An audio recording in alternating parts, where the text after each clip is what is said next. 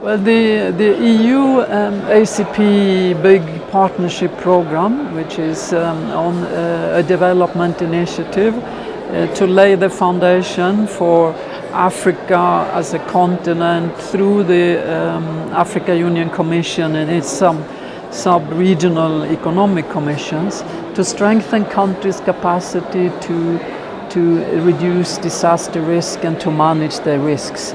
So it's a big partnership. It has, of course, the Commission in the lead. It has partnering with the World Bank institutions, with the Africa Development Bank on the climate side, and of course UNISDR as a supporter and IGAD. So from our perspective, there are various elements. One is the overall coordination and leadership that needs to be provided by Africa Union Commission, which we are also supporting as part of our role as UNISDR. But most importantly, it focuses also on ensuring that countries have the instruments to manage their risk. Everything from data collection, data analysis on disaster losses, the instruments for risk modeling, instruments for assessing the financial impact so that they can plan, and then of course support to do the plan. And ultimately the partnership of course needs to ensure that there will be partnership and supporting countries' implementation if they need it. Not every country may need support, but those that need it, the LDCs in particular, I think it's an important part to see this as a longer-term commitment. The Financing for Development Conference is a key component of the post-2015 agenda. It's one of the pillars.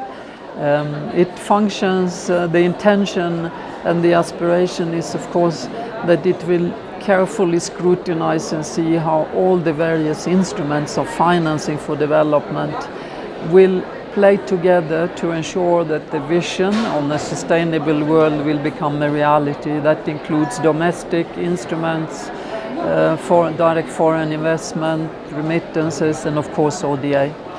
And for us to implement the Sendai framework for action, which is now very young but highly ambitious, is another pillar of sustainable development. Simply, if a country, an organization, a community does not know its risks and plan to prevent and reduce those risks, whatever investment is made in development will be lost and endangered. So the overall development vision and what is agreed here in Addis will be very fundamental to enable countries to implement the Sendai framework and to bring all the partnerships along that is necessary to do that. So we have of course great hope that this will be a very crucial platform and instrument for the implementation of Sendai. The United Nations Office for Disaster Risk Reduction, which is the UN's central office for coordination, but also for disaster risk reduction. But also our main role over the past 10 years has been to enhance the understanding of the Yoga framework for action, to mobilize implementation, to monitor, to present regular reports so that the world understands are we making progress on reducing disaster losses in terms of life lost, economic losses or not. So very much our role is to provide evidence through our global assessment report for disaster risk reduction and our monitoring, but also social mobilization, education, ensure that there is a political discussion and visibility around the topic. And now, of course, after the Sendai framework for disaster risk reduction was agreed 4 months ago, our function is in fact even more well outlined. We have a very big responsibility in supporting the implementation through mobilization of partnerships in the private and public sector. Business, parliamentarians, local governments, civil society and media of course need to support governments in implementation. but also together with the whole 2015 agenda, the post-2015 agenda, Sendai was the first, the financing for development. In 2 months, the world will meet in New York and agree on the post-2015 development vision. And then, of course, at the end of the year, we will have the COP21 that will agree on the climate agenda.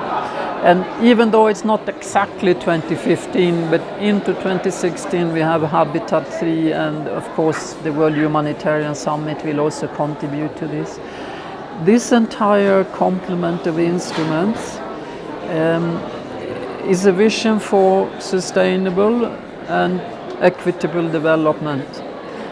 So what we see is, again, the message is, unless risk is understood and everyone, whatever their programmatic specialty is, if you are an agriculturalist, if you are an urban planner, if you are a social planner, you have to understand the risks and introduce the elements that can reduce and mitigate the impact. And we can only do this together.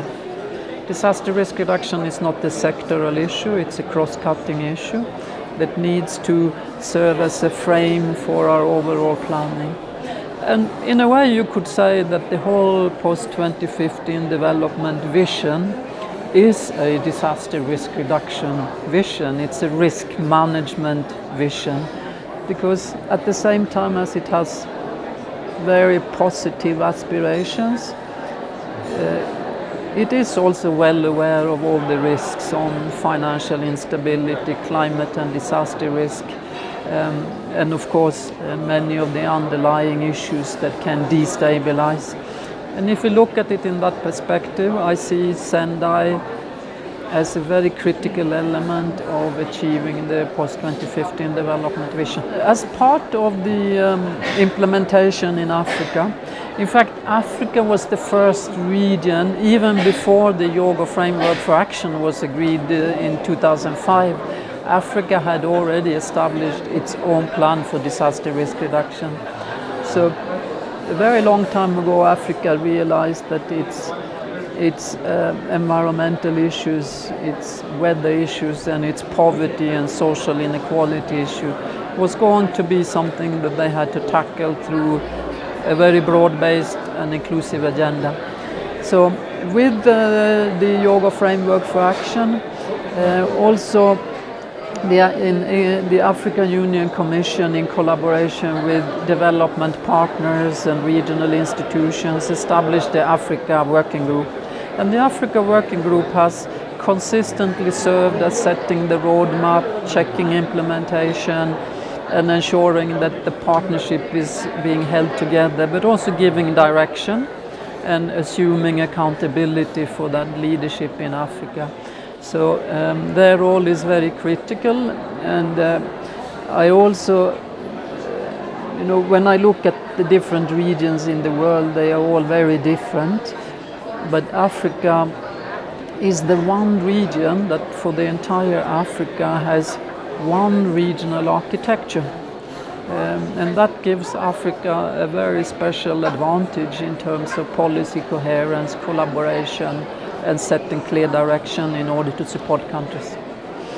The Sendai framework makes the difference for resilience in Africa.